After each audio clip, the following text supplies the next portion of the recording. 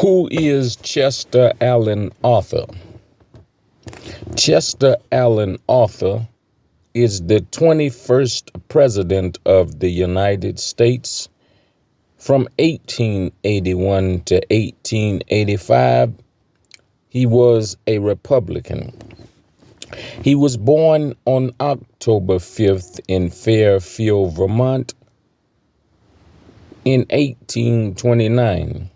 He graduated from Union College in Schenectady, New York in 1848.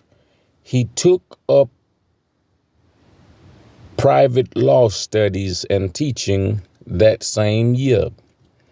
In 1854, he was admitted to the bar after receiving training in a New York City law office. In 1856, he formed law firm in New York City, gradually became known as a leading New York attorney. In 1859, he married Ellen Lewis Herndon on October 25th. The Arthurs would become the parents of 3 children. In 1861, after outbreak of Civil War, he became Inspector General and Quartermaster of New York, responsible for furnishing supplies to large numbers of troops.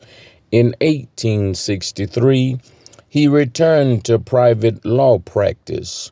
In 1871, he was appointed by President Ulysses Grant as collector for the Port of New York.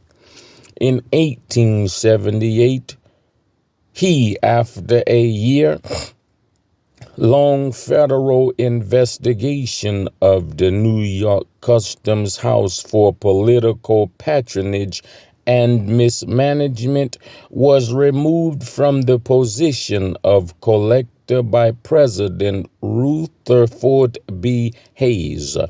The action created a rift in the Republican Party. In 1880, as a member of the party's stalwart faction, he supported Grant at Republican National Convention in May. When the convention settled on James Garfield as a compromise candidate, Arthur was nominated as vice president to placate stalwarts. Garfield Arthur ticket narrowly won November election. In 1881, on September 20th, he took oath as 21st president, one day after the death of President Garfield. In 1886, he died in New York City on November 18th. Some of the highlights of his presidency